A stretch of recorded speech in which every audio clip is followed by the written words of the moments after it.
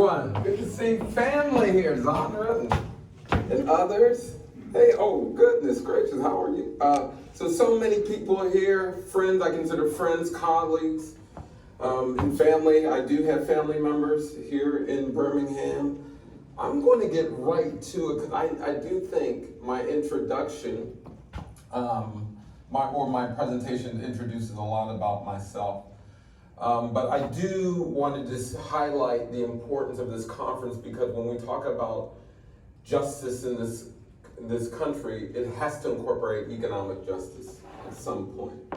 And for me, this is what Gaston represented, and hopefully I can honor that legacy. But I'm going to talk to you a lot today about being worthy of investment. We are worthy of investment, and a lot of this you can find in my book, Know Your Price, Value in Black Lives and Property, America's Black Cities, that you have. But I study Black majority cities and neighborhoods all across the country. As you can see, there are a lot of them. These are just the cities. There are more than 1,200 majority Black cities where the share of the Black population is more than 50%. And I study specifically the assets within each and every one of those dots. The businesses, the homes, the infrastructure, to get a sense of value and how we value those assets. Because if we can calculate their value or the penalty that we colloquially call the Black tax, we can begin to restore that value in ways to increase economic and social mobility. I'm going to start just with my own home. This is 1320 Hill Avenue, Wilkinsburg, Pennsylvania. It's a small Black borough surrounded by Pittsburgh on three sides. And if you can see here, for the light, it's boarded up. The roof is bowed. You can purchase this property for about $13,000 if you want it, or if you agree to pay the taxes to the county, Allegheny County. But the home is worth so much more to me. Pictured there, you can barely see, but that's a woman by the name of Elsie Boyd. I call her Mom. And the way the story was told to me, Mom made a deal with my maternal grandmother that she would take me in when I was born. At the time, my mother, who was 17, she already had a child when she was 15. She was poor. She was probably abused. She was struggling. And Mom did what a lot of matriarchs, Black matriarchs did during that time. She took in kids, and you can see she took in a lot of kids. In the 70s, you may know that U.S. Steel was pulling out. The connection between Pittsburgh and Birmingham is solid. U.S. Steel started pulling out. Unemployment started to rise. The unemployment rate was about 20% at its height, which means that it was astronomical for Black families because typically the Black unemployment rate is double that of the white rate. You can almost count on it during normal times. But another reason why she had to take me in, this is my father, Floyd Criswell. He was a heroin addict, and he was in and out of prison for all of my childhood. Eventually, he was murdered in prison a day before his 27th birthday.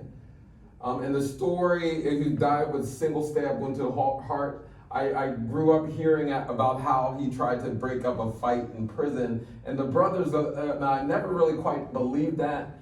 And when the research for my book, I learned that he died to a single stab wound to the heart, which probably meant he was caught in his sleep. He was in a pen and someone got him. But in researching my book, I started looking at the overall socioeconomic environments in which both Floyd and Mom lived in. Because also growing up, I heard a lot about his choices, the choices that he made, the wrong choices that he made. So I wanted to look at the environment, the larger socio-political environment that framed those choices. We won't get into a big history lesson, but there are some clear things that happen Both Mom and Floyd lived in areas that were redlined, where the federally backed homeowners loan corporation drew red lines around neighborhoods, deeming them too hazardous for investment, They also lived in areas, both of them, where highway construction was literally placed on their communities, forcing them to leave. My father, who lived in Detroit, left Detroit partially because of that reason. He ended up in Pittsburgh. That's how I grew up in Pittsburgh. They also were subjected to the unfulfilled promises of urban renewal. There was a significant amount of predatory lending around them. I was fortunate because the mom's house was actually owned by her son, who was a veteran. He was one of the fewer in number and percentage who could actually use his GI Bill to pay for a house. Then they also lived around racial restrictive housing covenants. So there were white-only neighborhoods all around them. So they couldn't necessarily move out of their communities. Now, I wanted to look at the impacts of those policies overall on today's markets. And if you can see this chart, and I'll read it out for you. On that x-axis, that bottom line, that's the share of the black population in a zip code. And we both, and you can see we go from 1 to 5% all the way up to 50%. And then on the y-axis, as indicated by the price on the top of the bars, and we both looked at Zillow as well as census data, that's the average list price of homes in those neighborhoods. Now, as you can see, homes in in virtually all white neighborhoods, mostly, on average are priced about $340,000. But as you can see, as the concentration of black people increased, home prices decreased to the point where homes in areas where the share of the black population is 50% or higher are about half as much as their almost all white counterparts. Now, a lot of people will say that's because of education, that's because of crime. But those are things you can control for in a study, and that's what we did. We took that absolute price and we controlled for structural characteristics, so square footage, number of windows, all the physical manifestations. But then we looked at neighborhood amenities, education, crime, walkability, all those fancy Zillow metrics. And what we found pretty much astounds that homes in black neighborhoods are underpriced by 23%, about $156 billion in lost equity, $156 billion. And this is happening all over the country. Wherever you see a magenta circle, that's where housing devaluation is occurring. Wherever you see a green circle, that's where homes in black neighborhoods are actually priced higher than their white counterparts. Now, just to give you an example, Birmingham metro area, there's about a 40% difference, about $44,000 per home.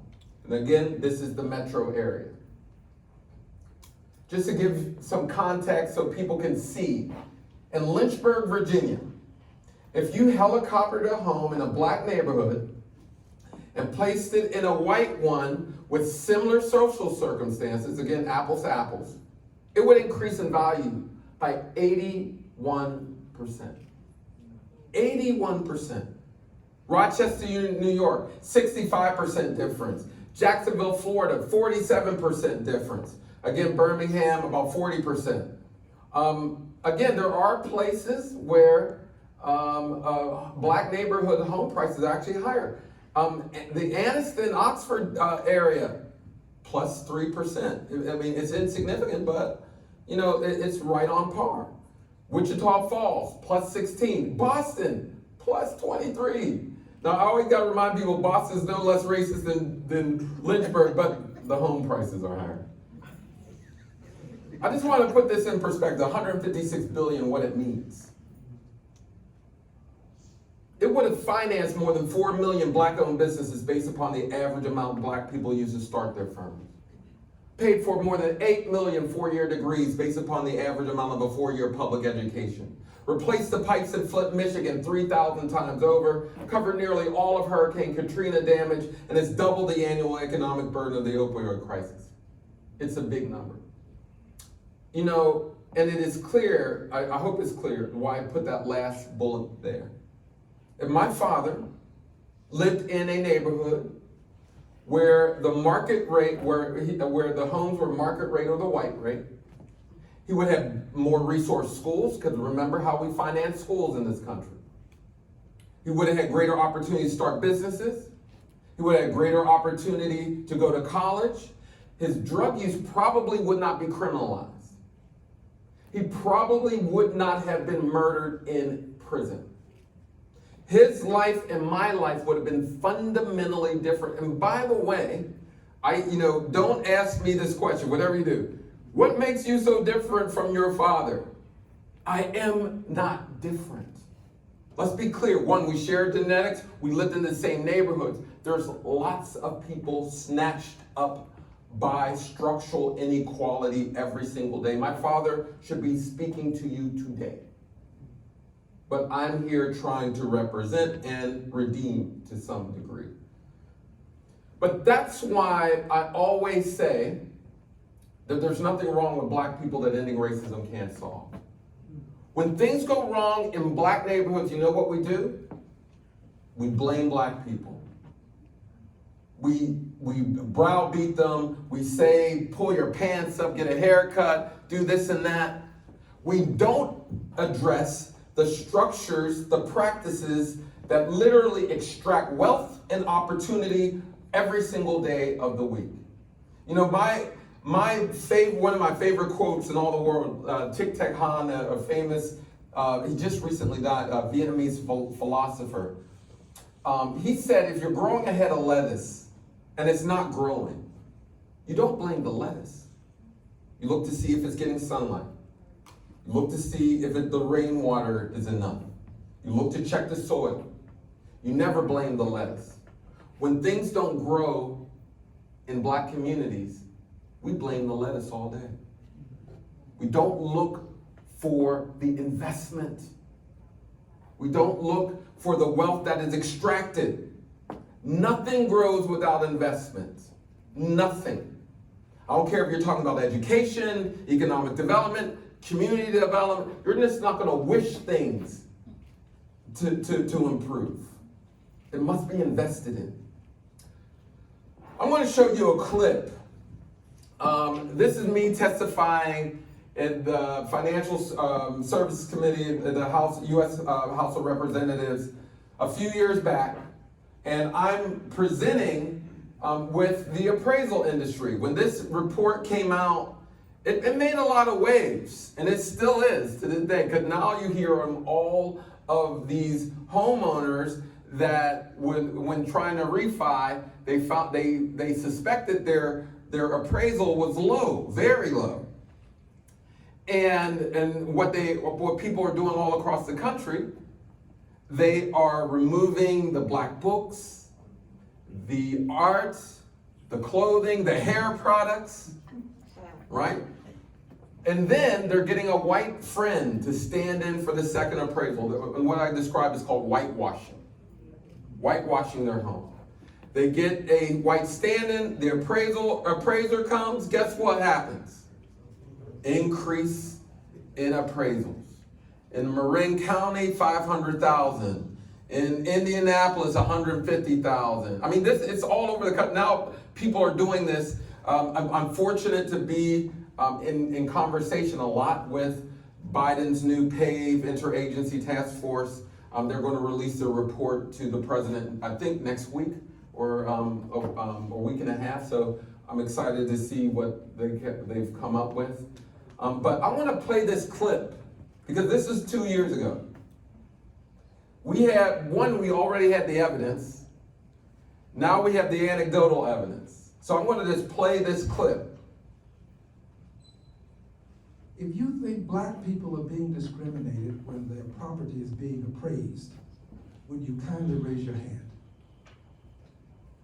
One person on the panel. if you think that for fear that I'm not communicating well, if you think that black people are not being discriminated against when their property is being appraised, if you think they're not being discriminated against, kindly raise your hand. Okay, hands now, we're getting some consternation, I see. I mean, there is a belief that discrimination does not exist. And that is not a coincidence. Has been a misinformation campaign since our arrival that we are not worthy of investment. 2 years later, not only has Freddie Mac, HUD, all these institutions have supported our research, they've come out with their own, also identifying bias in appraisals. My only issue here is that it's not just appraisers and appraisals. Because let's be clear, if appraisers operate with faulty practices and bias, lenders certainly do. They grow up in the same neighborhoods. Real estate agents do. There's other drags of racism in the housing market. What I don't like is now everyone's piling on appraisers, and they certainly deserve some critique there. But we have got to look at housing markets and lending markets in general to look for this bias. And that's what we're hoping to get from this PAVE initiative from the White House. We need the data so we can see how much discrimination is happening throughout the various markets. Now, clearly this impacts business. Why does this impact business? Because most people start their businesses using the equity in their homes. Most people don't start with a loan. They start with their personal wealth. And so if you have less equity, you have less wealth, you have less home ownership, you're going to have fewer businesses. Black people represent about 14% of the population, but only 2% of employer firms in the country. Again, only 1% of black owners were able to obtain a loan their founding year compared to 7% of white entrepreneurs. Again, most people use their personal wealth. Black entrepreneurs are denied bank loans twice as often.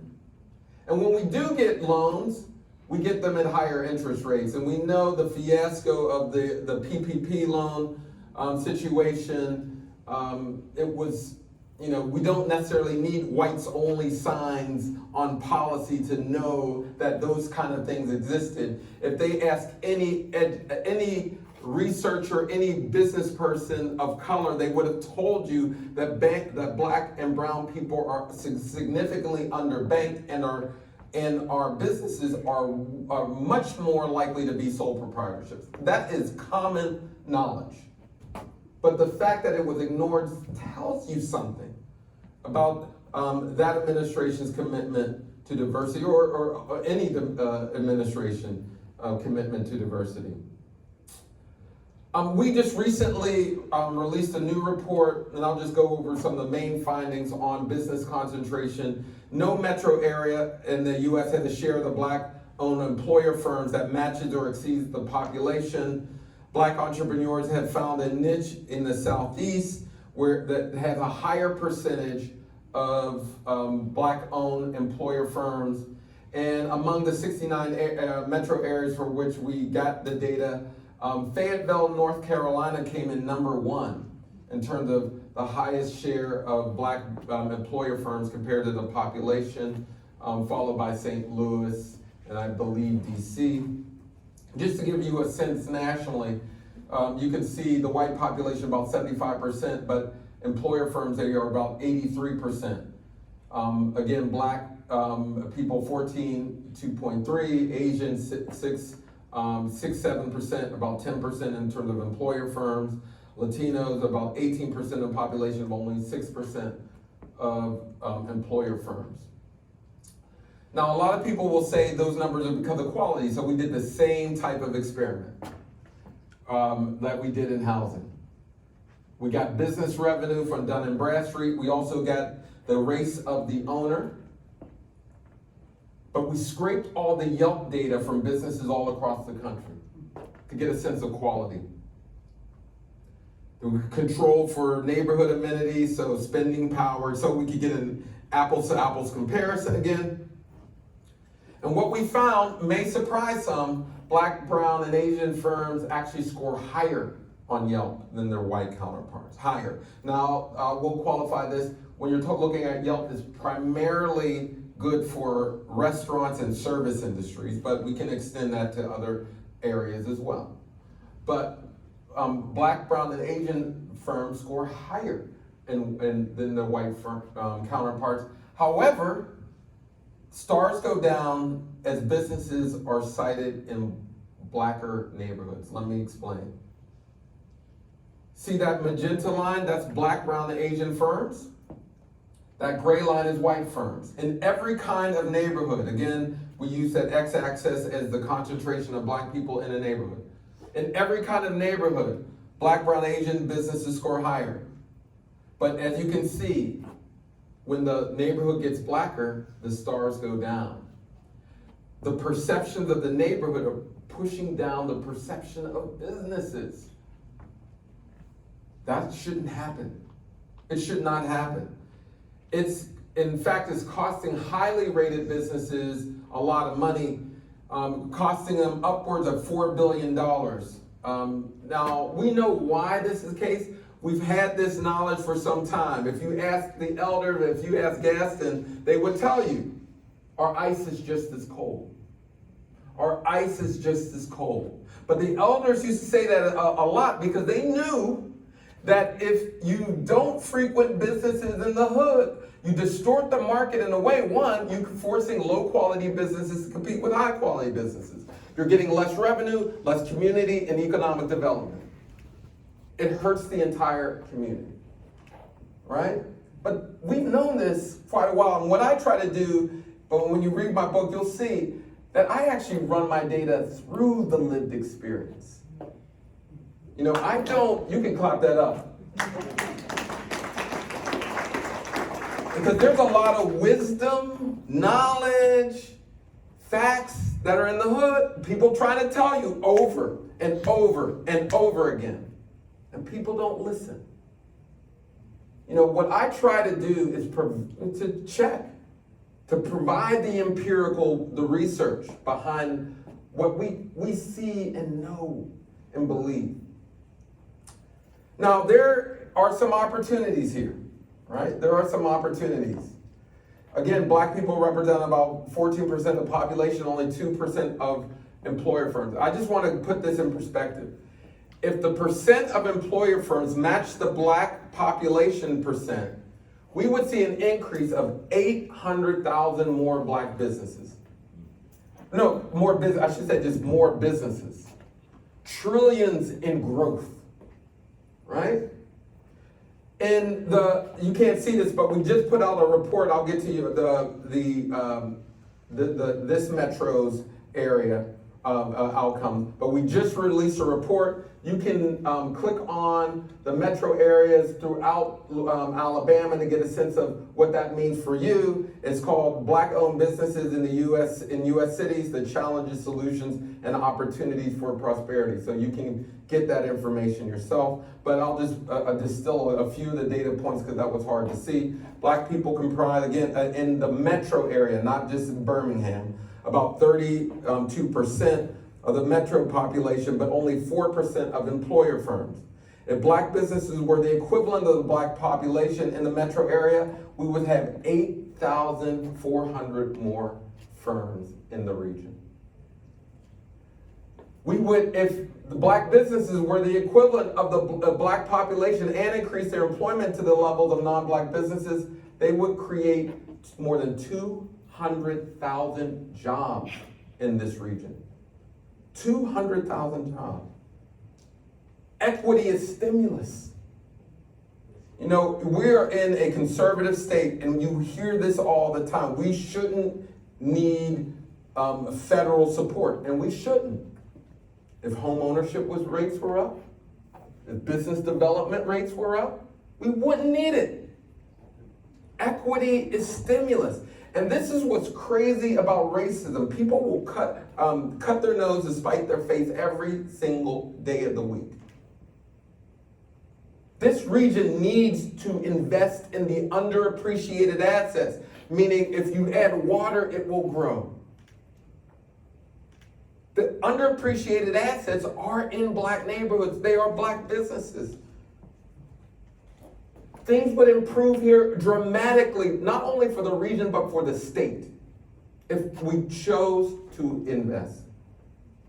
Now, I'm going to give you some solutions in broad strokes. You have to invest in people. Now, I'll just skip to the second column here. If you invest in place and not people, what eventually happens, you'll increase property values. People don't keep up and they are pushed out. So eventually you do need to cut the check to entrepreneurs, to renters, to current homeowners. You have to invest in actual people first. You got to remove the unnecessary bureaucratic barriers to entry. Look, I go all around the country and I go to all these business grant programs, and they always make black business or black entrepreneurs go through some kind of financial literacy course. We don't need a financial literacy any more than anyone else. Again, I'm not saying we don't need an education. Everyone needs an education. But that's not the reason why you're seeing a lack of investment. It shouldn't be. Again, but we do need to invest in place. And we'll talk about that a little bit in a second. Because of the valuation of property, you don't have the resources in communities. That's why they look in the way that they do. And so you do need to make targeted investments in place. Now, when I released that business report, I was so worried because I did not want people to think that you can't cite your business in a black community. So worried, because if you're not giving this context, people start to like, well, why would I put my business in a black community? Right? So what I try to do is provide that context. So that's what I've been doing all around the country. But we do need to create incentives for people to operate in the hood. I mean, that's real. But we must divest from racism. I'll give you an example. The price comparison model in appraising is fraught because, I don't know if you know this, I'll explain. To establish price, people compare, appraisers compare a price of a home to another in a neighborhood to get a sense of value. Why that's problematic is that if you compare a home or a property another in a neighborhood that's been discriminated against, you effectively recycle the discrimination over and over and over again. This comp process is so fraught that black property owners never get their value. It's a trap. It is a trap. And we need to remove these practices. People will point, well, the Fair Housing Act was enacted in 1967. It's on the, we don't do that anymore, right? We still have single-family zoning ordinances. We still have price comparison model. They might have removed the language of segregation from our policies, but the practices are still with us. And that's one of the reasons why we get what we get. So we not only must we remove these kinds of things, we must also install anti-racist policies as well. Now, buy back the block. You know, when I first came here, this is Brian Rice. If you've read the book, you know that Brian Rice is featured in the book. And I'm just going to say just a few words because why I think he's fighting the good fight. One, there's an economic reason. Because we have in the black community so many sole proprietorships, it's hard for us to participate in regional economies. And so we almost have to incubate from the ground up. You know, the other way around this is to actually acquire bigger businesses. I mean, purchase bigger business, but that's hard given the wealth profiles of folks, given the banking of folks. So we absolutely need to buy back the block and incubate, own the properties we operate those businesses in, scale them up, so then we can participate in regional economies. Absolutely need to do that. We also need to see that the value is realized in these properties. You can't, this is what's crazy to me, when you're talking about Inslee, and I'm not just saying this because I've been there, I have family in the area, I consider many people here my friends who do a lot of work in there. That has nothing to do with it. It's location, it's proximity to downtown, it's access, it's roads, it's history. There's just too many good assets there for it not to be invested in. Like, you can't whitewash an entire neighborhood, right? You can't do that. But I guarantee you, if white people lived there, it would receive much more investment. No question about it in my mind. No, and I think this is true in general. And so, one of the reasons, I'll speak to, I won't get too political, but I will say this. One of the reasons why I named my book, Know Your Price, is because it comes from my favorite play in the whole wide world, Two Trains Running.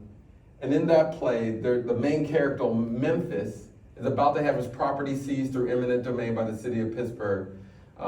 They were building a civic arena and building the highways. It displaced them. The city wanted to purchase the property through eminent domain.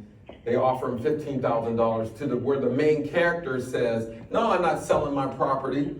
I know my price. I got my price." And it's a refrain throughout. I'm paraphrasing, but it's a refrain throughout the play. I got my price. I know my price. There's another character, Hambone. Hambone makes a deal with a proprietor. He says, "You know what? I'll paint your fence if you give me a ham." He paints the fence. The proprietor doesn't give the ham. And throughout the play says, "Give me my ham, give me my ham, give me my ham." And we don't know if he had mental illness before he makes this deal, but eventually he goes mad and dies demanding his ham. Now, people are like, "Dang, that's pretty sad." But there actually is a happy ending. The main character, Memphis, eventually gets $35,000 and assumed he gets the market rate or the white rate. It is a hard fight in Inslee. But a lot of people must stand on their price. Stand up. Even if it means going crazy and dying. This is not work for the weak. But if we don't stand on what we're worth, then what kind of life are we living? We must stand on our value. Right? That's what this is about. And I can talk to you about, wealth and power and business. This is about standing up and getting what you're worth, because you are worth it. So I'm going to close there. I think we have time just for some questions. I hope that was good. Y'all didn't clap it up. Goodness great, y'all tough. Show me some love. Goodness great. No, I'm joking. You can throw your tomatoes.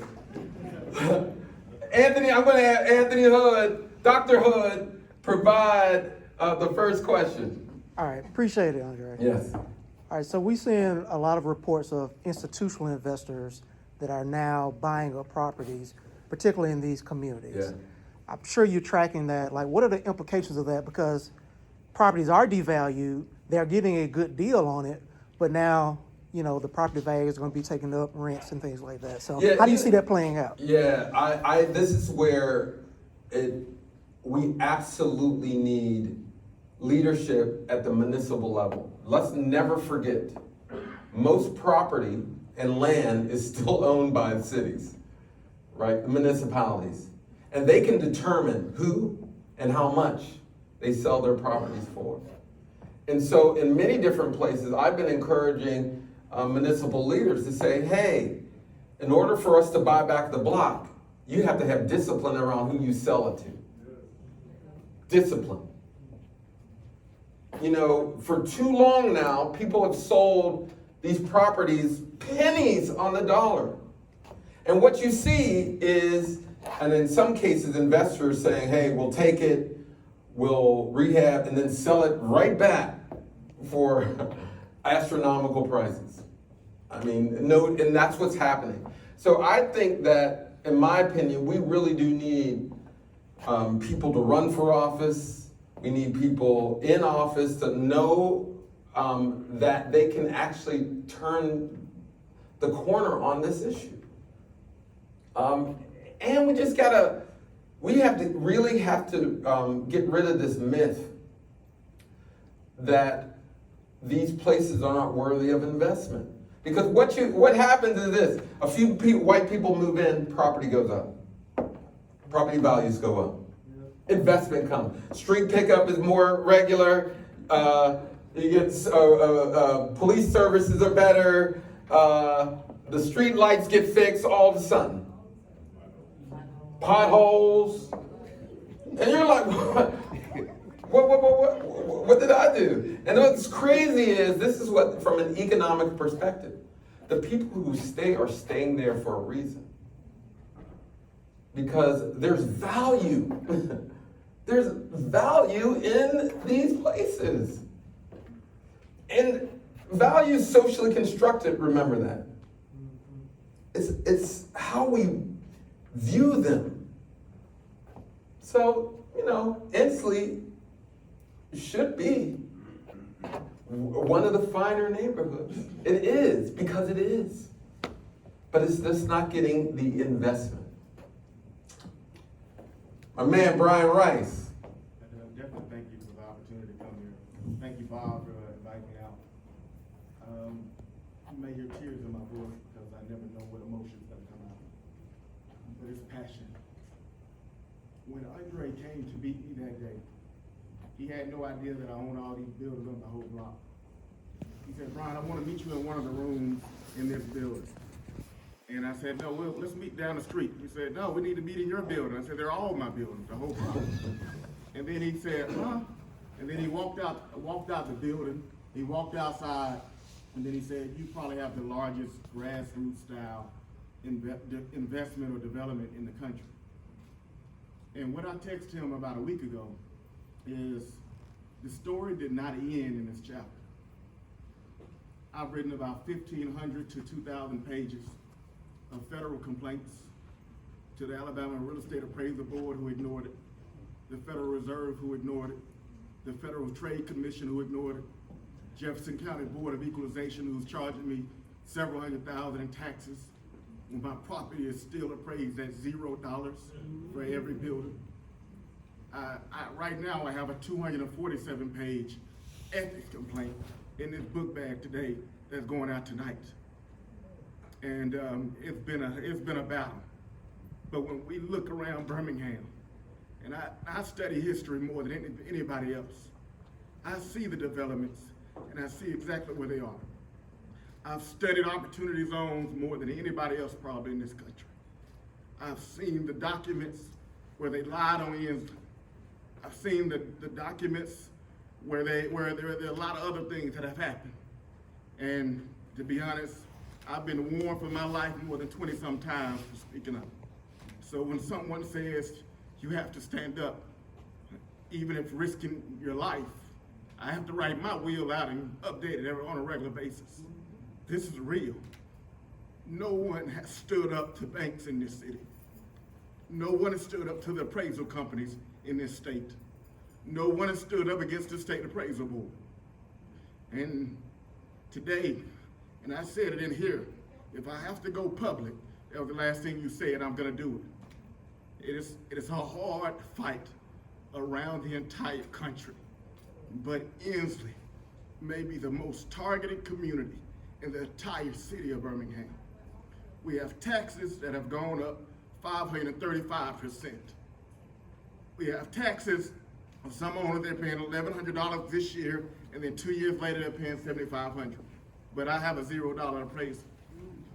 You know, we have a lot of disinvestment in Isley. You know, so it's been a fight, and you said a statement in here. This is my first time picking it up since I read it. And I recorded myself when I was reading it because I didn't know what emotions was gonna come out of me.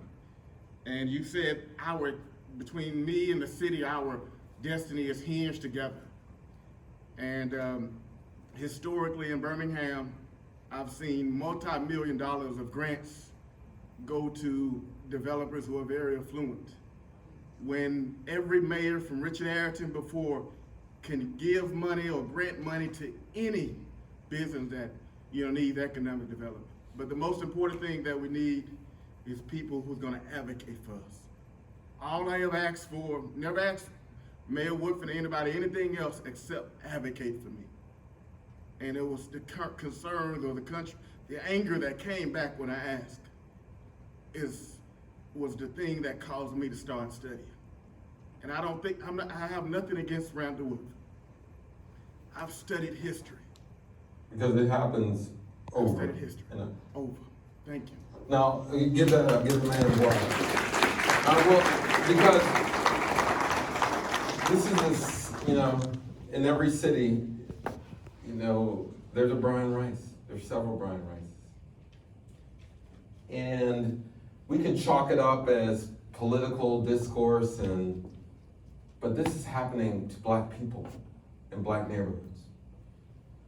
And,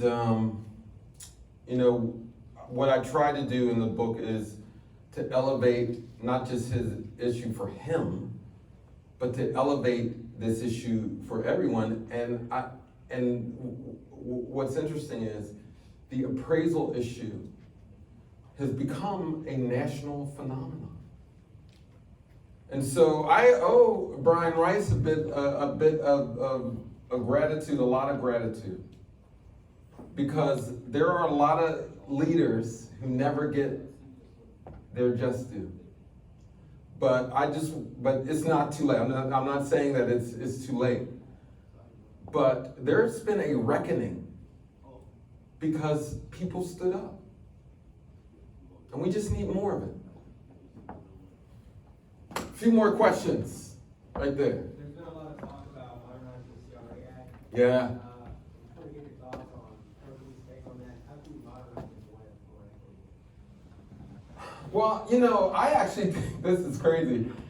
We collect this data and do nothing with it. One of the reasons why the CRA, Community Reinvestment Act, it wasn't meant to be sort of a punitive tool. It was meant to incentivize investment in communities. And but we have this wonderful data. Actually, just put out. My team put out a report that shows how many banks have left, particularly Black communities, at higher rates.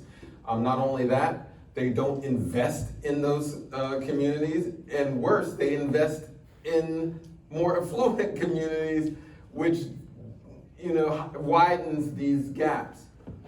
So for me, modernization is more about when are we going to hold banks accountable for investing, and in particular, you'll hear. Not only those banks, but let's look at every hospital's community benefit agreement. We have so many different policies on the books that encourage investment in communities. And we have the data. You look through the HMDA data, you look through the CRA, we see who's investing and who's not. But we never find a way to hold people accountable. So I just think that there's an accountability arm that has to come with it. But, you'll hear folks say that if you put accountability in the mix, then you will short circuit any kind of development, period. But in a nutshell, I'll share. When I get to my desk, I'll tweet out some of the policy positions we've taken. But for me, it's more about how can we actually act on the data that we see every day. Lenders are not investing in black communities and neighborhoods. Can I Yep. add to that? When I look at it, when you look at CRA, it's basically was created to drive credit in low and moderate income Yeah. families and geographies, right? And if you can project to make sure the, Sure. So CRA was created to create credit access for low and moderate income families and geographies, right? And the problem has been 90%, 80% of banks, and I work for a bank, get a satisfactory from a CRA rating perspective. Right? And so with CRA reform, there has to be a movement where it's based on race and ethnicity, right? Because that's where the challenge is at. yeah, I mean, and this is a big conversation right now in the country. Can we create race-based policies? We do a lot of workarounds. At some point, we have got to address black communities. What my data show is that black communities are suffering from a lack of investment. And the policies and practices, there's still many that have not been removed, and we get the same result. Then there. I'm sorry. Yeah. Yep.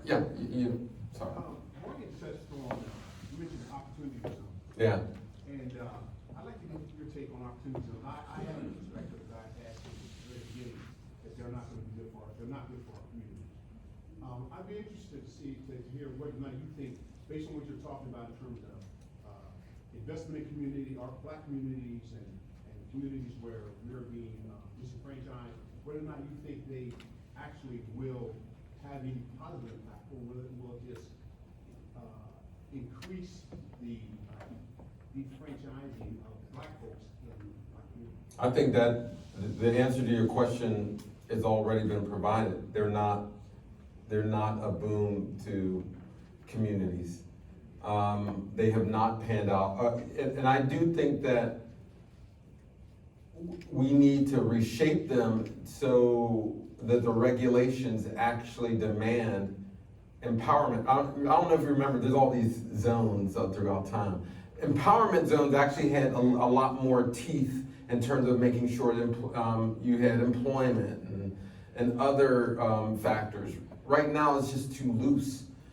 And again, we need place-based investments, but much of the deals that opportunity zones created were already in the works, and they're brick and mortar deals. And again, if you don't invest in people, eventually they'll be pushed out. So I think what you are seeing is what they represent, and it's not a win for impoverished communities, particularly those with black people. And it was over here, right? Hey everyone, Lawrence Watkins, Tinto Capital in Tulsa, Oklahoma. So I recently just moved to Tulsa, and I'm trying to get a house built in the black community, right, and market rate, and it's the most impossible thing that I've ever done in my entire life. So I want to know from you, Dr. Perry, like, what are some strategies to, I guess, even make that happen, but more structurally, how to, I guess, change the neighborhood, if you have the power to do so? That's a little out of my field, because it gets to what Brian Rice was talking. If you can't get true value, I mean, the cost of building keeps rising. And so if the properties are always assessed at significantly lower, it's going to be hard.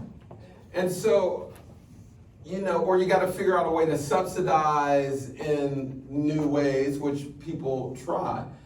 But at some point, something has to give. I mean, and so I don't have a fix for that yet. What I've been trying to do is remove all these drags of racism in lending, in employment, in appraisals, in all these different things. And hopefully we can begin, and okay, this is, and you know, we do need a reparative culture to restore the value of past atrocities. And I'm not just talking about a reparation for slavery. Remember, it wasn't that long ago redlining took place. We have the data on who did not get housing subsidies. We have the data who did not, who've been penalized over and over again. We can restore that value. Well, I have to go. This is my time. But thank you very much.